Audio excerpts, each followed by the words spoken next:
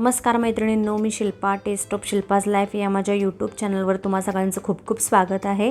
आज आपण बनवणार आहोत झणझणीत शेवग्याच्या शेंगेचा मसाला. खूप साधी, सोपी आणि सुटसुटीत ही रेसिपी आहे. खायला तर खूप टेस्टी आहे. तर वेळ न घालवता आज आपण रेसिपीला सुरुवात करूया. यासाठी गॅसवर मी एका पातेल्यात पाणी ठेवलेलं आहे. त्यात अर्धा चमचा मीठ टाकायचं आहे आणि कापून धुवून घेतलेल्या शेंगा आपण त्यामध्ये शिजवायला टाकूया आणि झाकण ठेवूया. 10 ते 15 मिनिटं लागतील शेवग्याच्या शेंगा शिजायला. तोपर्यंत आपण मसाला तयार करून घेऊया.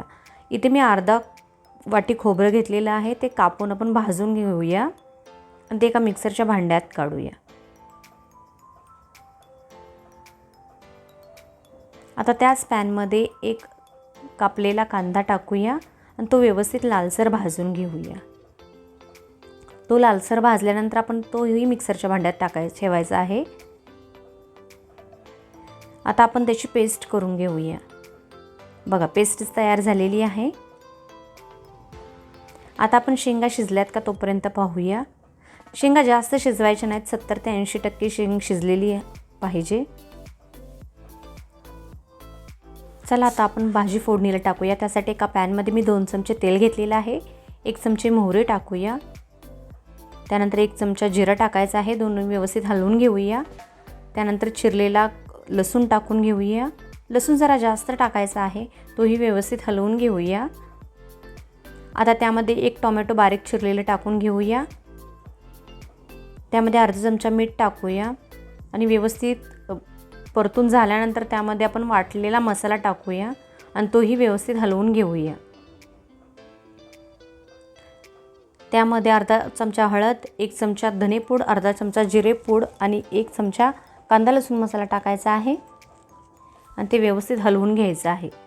मसाल्याला तेल सुटेपर्यंत परतून घ्यायचा आहे मसाला. त्यामध्ये आपण जे शिजवलेल्या शेंगा आहे त्यातलं थोडंसं पाणी टाकायचं आहे, म्हणजे मसाला खाली लागणार नाही. आणि व्यवस्थित परतून घेऊया. तेल व्यवस्थित सुटलेलं आहे मसाल्याला. आता त्यामध्ये शेंगा टाकूया आणि थोडंसं पाणी ओतूया. ज्या राहिलेल्या शेंगा आहेत त्या शिजून झाल्या पाहिजेत, यासाठी थोडंसं पाणी टाकायचं आहे.